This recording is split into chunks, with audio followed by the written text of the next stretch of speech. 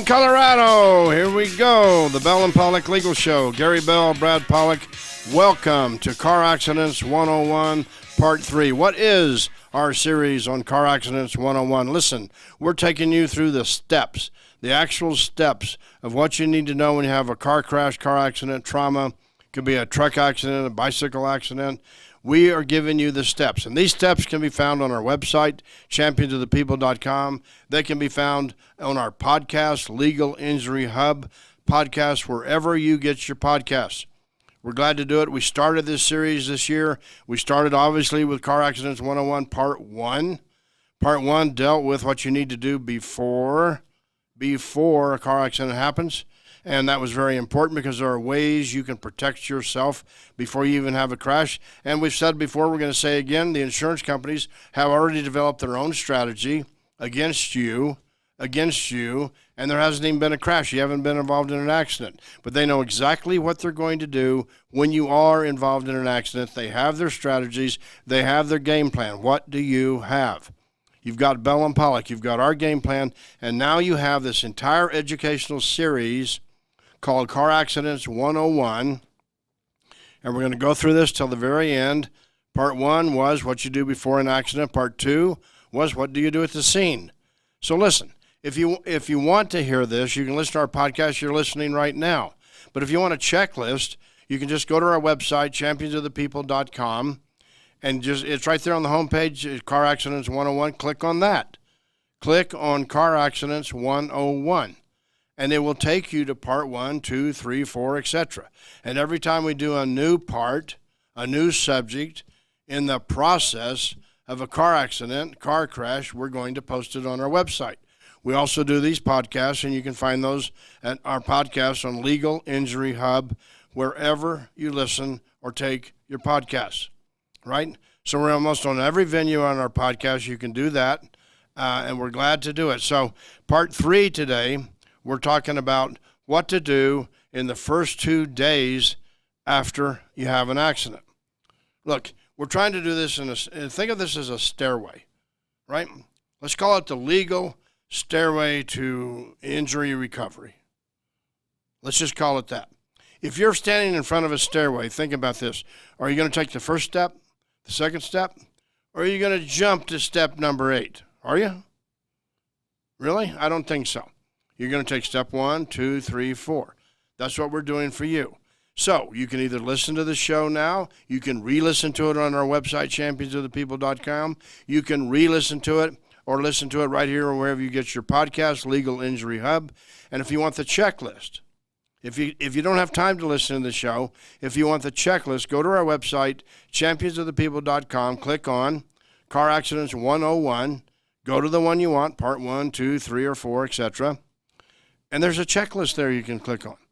And so we cover what we cover in the show and our podcast and our live shows on KHOW on Saturday mornings. We put in a checklist. Okay, Brad, today we're talking about what do you do in the first 2 days after the accident. We've already talked about what you do before. We've already talked about what you do at the scene. Now what do you do? You've had the accident. What's going to happen? Well, there can be many things that are going to happen during those 2 days when you're after the accident. A lot of it's going to depend on how you feel and what's going on in your life. A lot of people are thinking I just missed out on a lot of time that I missed because of the crash, so I've got to go make up for it. A lot of people are walking around hurt that aren't doing anything concerning the fact they're in pain, thinking it's going to go away. A lot of people are calling their friends and neighbors and talking to them about the car crash. They're not really necessarily taking care of business as they should. Although they may have been told to file a police report or accident report, a lot of them are not doing that. And because they're not filing a police or accident report, there is no official notice. They need to be notifying their insurance company of the collision, take a personal injury, talk to a personal injury lawyer. They got to arrange for vehicle repairs. So there's a lot of things that have to happen. The first thing that has to happen, though, is a person who's been injured or has been in the crash has to take action. And, a lot of times they just go to work and forget about it. And that's exactly the wrong thing to do. And then as the pain wears on and on and on, then all of a sudden they're wanting to talk to a lawyer. Of course, we'll take you if you've been doing that, if that's something you have, or you've procrastinated, and you thought it would go away.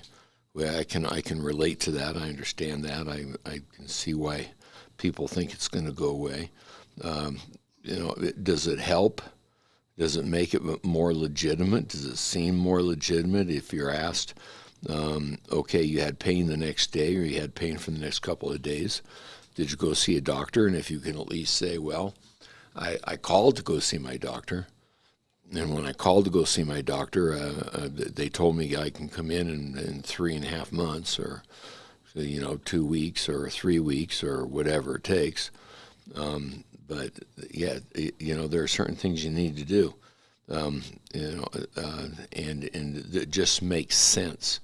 If you've been in a crash and a day and even 2 days later, you're still in pain, you probably need to go see a doctor, and you need to make that appointment. Right, insurance companies, and we're teaching the steps right now. Insurance companies try to use it against you. They try to find anything they can use against you. One of the things they look for that we're talking to you about right now, in the first 2 days after an accident, and it could extend longer the first week, but in the first 2 days, they want to know, did you ever go see a doctor? Did you take an ambulance? No. Did you go to the emergency room? No. Well, then, did you go to the doctor? So here, point number one we want to teach you today, that if you're in a crash, and if you have symptoms, if you're hurting, if you have pain, if you have limitations on range of motion, limitations on functioning. A lot of our clients say, I felt okay at the scene, but when I woke up the next morning, I couldn't get out of bed, or I hurt a lot, or I had an unrelenting headache. That's what we're talking about. If you have symptoms, do not wait. Brad, let's just talk about that point, because insurance companies, that's what they look for. Eventually, they're going to get your relevant medical records, but you're going to do it the right way, because we've taught you and we're going to teach you again in another podcast. But eventually, they're going to get your appropriate medical records, and one of the things they look for is whether or not you went to the doctor. And did you have symptoms? So let's just talk about that, because how many times have you and I heard over the years insurance companies say, well, your client must not be hurt. They didn't go to the doctor. They didn't even call the doctor. They didn't try. So you're now telling me a year later that they had symptoms the first 2 days, the first week, the first 2 weeks, but they never went to see anybody, a medical care practitioner. Right. And for the do-it-yourselfers, many of you are going to want to try and control the swelling and the inflammation by some form or means. You're going to put ice on it, or you're going to put heat on it, you're going to try to wrap a bandage around it, you're going to do all sorts of things. You're going to take all the things you can to control the pain, and you do-it-yourselfers are not going to call a doctor. You're not going to call anybody. You're not going to get that action report figured out. You're not going to make the calls necessary to even get yourself in to see the doctor, and you're not going to probably even research what it is that you've got the pain for, and why the pain might be there, and what could it be. And you're going to be left in a situation where you're not going to be able to really convince somebody how badly you're hurt. Maybe you can still convince them you're hurt. I don't want you to think, hey, I give up. I failed to do it. If you're out there listening, I failed to make my call, and I didn't call anybody, so it's just too late. That's not necessarily what you want to do. You don't give up. But the thing is that there's going to be these natural and basic questions, and the natural and basic questions are, why didn't you contact a doctor? Why didn't you contact medical help? And why didn't you address some of the other issues that are related to the crash? Maybe you called the adjuster, and we'll be talking about talking to the adjuster, and maybe that's not a very good idea either, but maybe you did. But did you tell the adjuster you were hurt, or did you say, oh, I'll be all right? The tough guys are all be all right. I'll be fine. I think I'll be okay. Well, that doesn't necessarily resolve the issue. So you need to understand that just because you think you're going to be okay, if you've got a serious injury, and a lot of times serious injuries don't start to surface for 2 to 3 days after the crash. Right, they don't, and so that's why we're teaching you step one. Step one, you got to go get medical care and treatment. We don't make up anything in this law firm. We never have, so we don't make up symptoms. But we've seen so many clients who have legitimate symptoms from a car crash, from a car accident. They have legitimate injuries, and they don't do anything about it, and that's when it hurts. That's when it hurts you legally, right? And I was just thinking, well, Brad, while you were talking, we had one client. She was a doctor in the mountain area. I'm not going to say where. I'm not going to give you her name. But she was in a bicycle car crash. She was riding her own bicycle. And she did self-treat herself for about a week and a half. That's the only time I've ever seen an insurance company listen to the fact that there wasn't a doctor appointment for a week and a half, 2 weeks, is because she was a doctor. And she testified and proved exactly what treatment she gave herself, and she even, what kind of bandages, what kind of treatment, what she did for the swelling, what the symptoms were. So that was about the only time. But if you're not a doctor, and then we wouldn't even recommend you do what that doctor did, but we were successful in that one. If you're not a doctor, you've got to make sure that you go to the medical care or healing practitioner, doctor, chiropractor, therapy, acupuncture, doesn't matter what it is, you need to go. You need to make legitimate records, and this is what you do. And we're teaching you right now. This is what insurance companies look for. So you're listening right now to our series on Car Accidents 101. This is part 3.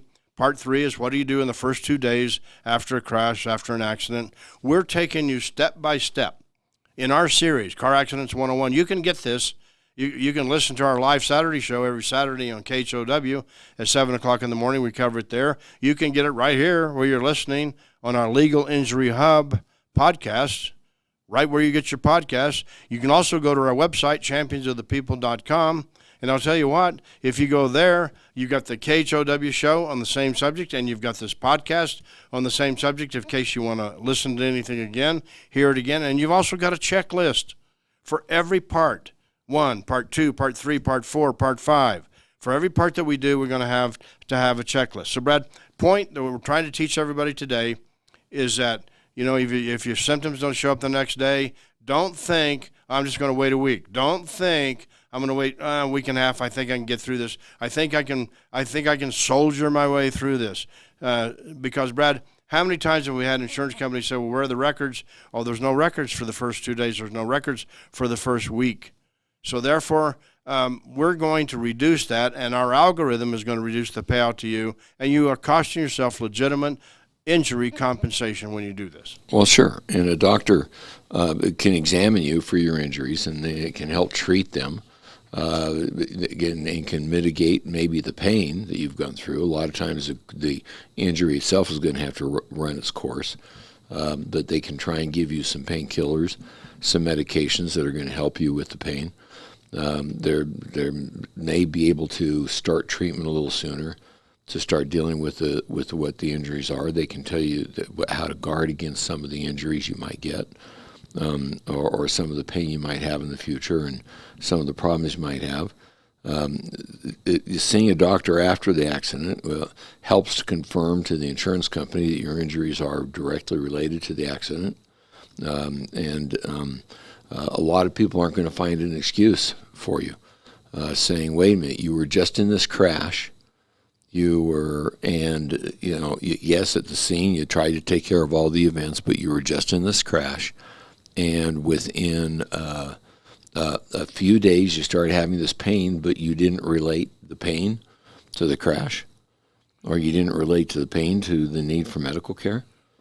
And you weren't concerned that this might be worse than you thought it was, and you didn't go in and take care of it, and you didn't get a doctor to take care of it. They're gonna have some questions about it. Right. And when we say doctor, you can go to a medical doctor, you can go to a chiropractor, you can go to a therapist, you can go to a mental health counselor, you can go to all of the above. Do something legitimately. Again, we're not making up symptoms. We don't do that in this law firm. We never have. But we have seen so many times when they're just left unattended.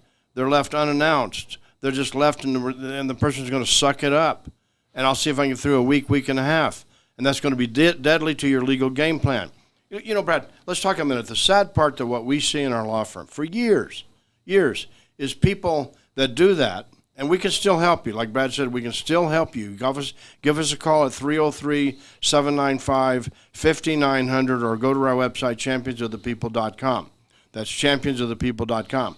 Don't give up. We can still help you, but we have seen so many people go through the frustrating situation where they didn't treat. They thought it was no big deal, thought it was a sprain of the neck, a sprain or strain of the low back, and then it doesn't go away. And it doesn't go away in month 1, doesn't go away in month 2, 3, or 4, or 5, or 6. It's still there. So then all of a sudden you do an MRI, or your doctor does an MRI on your neck, on the cervical part of your spine, or the lumbar or low back part of your spine, and the doctor discovers in an MRI that, hey, wait a minute, you got a bulging disc, or you might have nerve impingement. You have what's called radiculopathy. You got radiating traveling pain down your leg or down your arm, into your hands, into your feet, into your ankle. And that's not immediately noticeable, and that's not immediately diagnosable at the very beginning. But do you see that if you, quote, suck it up and you don't go to the doctor and healthcare provider with the problems you're having later in month 6, and you didn't go to the doctor for 2 weeks, you didn't go to the doctor for a month in the beginning, that really hurts your case and your claim, and we're here to educate for you. We educate and advocate. So, Brad, let's cover that, how that important issue is and how insurance companies bring it up. Well, they will bring it up, and we've been harping on it now for the last 10, 15 minutes, saying go get the doctor, go see the doctor. If you've been hurt, call for a doctor's appointment. If it's really bad, go into the emergency room. Go to some place to get your care taken care of, your injuries taken care of. Go find out what those injuries are, and they may send you back home, but go take care of it. Why wouldn't you take care of yourself? These are important things you should do, but maybe the one of the things you want to include in that first couple days is to get legal advice. Go find an attorney who deals in this kind of work. Look them up, find them, get an attorney who cares about you, who wants to work with you, and get a call made to the attorney. And maybe that's where you can find your doctor if you don't have medical insurance, or if you don't have other avenues of care. If you don't. You can get some help finding a doctor that is well versed in these kind of cases and in traumatic losses, traumatic injuries, and can talk to you. You want to notify your own insurance company. You probably want to talk to them and get some information to them as far as what's happened, so you can help recount what happened in the crash. Maybe calling your and getting legal advice, you're going to get that also. You're going to recount to the attorney how the crash happened, what happened in the crash. You're going to want to get some people out to maybe take some photos of your car, find out where your car is, and start getting some information on that too. You want to make sure you got some good paperwork and you're keeping a good file with respect to what happened. Right. And I can tell you how doctors that are experts in this area, I can tell you how they give opinions that hold up in court with regard to your symptoms, your injuries. They break it down to elements, and this is what flies in court. You're listening to part of a legal game plan Bell and Pollock would give you if you came to us right now, right? So doctors say, element number 1, was there a mechanism of injury? Yes. When you're rear-ended, you know full well that your body goes forward in the car accident and the impact, but there's a coup contra coup movement of your head, a rapid acceleration, deceleration, which usually, not always, but usually injures the neck. So there's a mechanism of injury. That's number 1. Number 2, you better listen to this one very carefully. Was the injury and the symptoms in close proximity in time called a temporal relationship to the crash? In other words, do the symptoms occur at or about the time that you were injured, at the time of the crash? You weren't having symptoms 10 years before. You weren't having symptoms any time before the crash. So there's a mechanism of injury, number 1. Number 2, there's a temporal relationship of your symptoms to the crash. And number 3, what flies on a game plan, we would give you the game plan. We're giving you one right now. Number 3 is that there is no better differential medical explanation. There's no better medical explanation for your injuries other than this car crash. And we've got an MRI. Now we've got objective film. We've got objective radiology to prove your injuries. All right, you're listening to the Bell and Pollock Legal Show. This is our podcast, Legal Injury Hub. We are into the middle of our series of Car Accidents 101. We want to teach you. We're going step by step. This is part 3. Part 3 is what do you do in the first 2 days after a crash, after an accident. We have taught you. If you want to listen to this again, go to our website, championsofthepeople.com. Listen to our live K-House shows every Saturday morning at 7 o'clock on KHOW, 6:30 a.m. Go to our website, championsofthepeople.com. You can listen to it there. You can listen to it right here again on the podcast, and you can get a checklist. If you don't have time to re-listen to this, or you need the information, or you forgot something we said, just go to championsofthepeople.com. Go to click on Car Accidents 101. Go to the part you want. They're labeled easily to understand what you do before a car accident happens, what you do in the first 2 days, what you do at the scene, how do you talk to the insurance adjuster. This is all very helpful and critical information for you. Gary Bell, Brad Pollock, our law firm is Bell & Pollock, and we are your champions of the people. We'll see you next week.